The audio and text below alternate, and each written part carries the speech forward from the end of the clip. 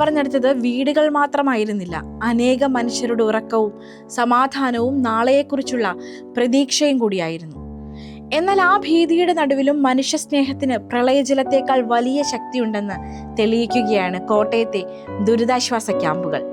കോട്ടയം താലൂക്കിലെയും സംസ്ഥാനത്തെയും ഏറ്റവും വലിയ ദുരിതാശ്വാസ ക്യാമ്പുകളിലൊന്നാണ് മൗണ്ട് കാർമൽ സ്കൂളിൽ ഇന്ന് 304 പേർ ഒരുമിച്ച് കഴിയുന്നത്. ദുരിതത്തിന്റെ കഥകൾ നിറഞ്ഞ ഈ ക്യാമ്പിൽ ഓരോ ദിവസവും പുതിയൊരു പ്രതീക്ഷയുടെ കഥയാണ് എഴുതപ്പെടുന്നത്.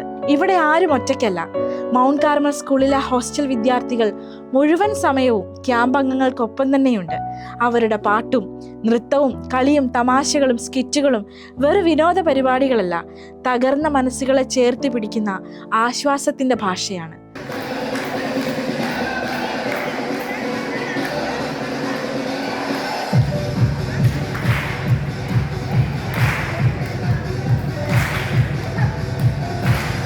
ജൂനിയർ റെഡ് ക്രോസ് വോളണ്ടിയർമാർക്കൊപ്പം അവർ എല്ലാ ദിവസവും ക്യാമ്പിനെ സജീവമാക്കുന്നു.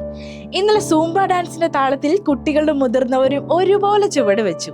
ഗാനങ്ങൾ ഉയർന്നു, ചിരികൾ മുഴങ്ങി. ഏതാനും നിമിഷങ്ങളെങ്കിലും ദുരിതത്തിന്റെ ഓർമ്മകൾ മറന്ന് അവർ ജീവിതത്തിനെ വീണ്ടും നെഞ്ചോട് ചേർത്തു. കാരാപ്പുഴ ഗവൺമെന്റ് ഹയർ സെക്കൻഡറി സ്കൂളിലെ ക്യാമ്പിൽ കുട്ടികളും മുതിർന്നവരും കമ്മ്യൂണിറ്റി കിച്ചണിൽ ഒരുമിച്ച് പ്രവർത്തിക്കുന്നു. ഇവിടെ ആരും വെറും സഹായം സ്വീകരിക്കുന്നവരല്ല, എല്ലാവരും ഈ കൂട്ടായ്മയുടെ ഭാഗമാണ്. പാചകപ്പുരയിൽ നിന്ന് ഉയരുന്നത് ഭക്ഷണത്തിന്റെ മണമല്ല, പ്രതീക്ഷയുടെ സുഗന്ധമാണ്. ദുരിതത്തിന്റെ നടുവിലും പുഞ്ചിരി വിരിക്കുന്ന ഒരു കൂട്ടം മനുഷ്യർ.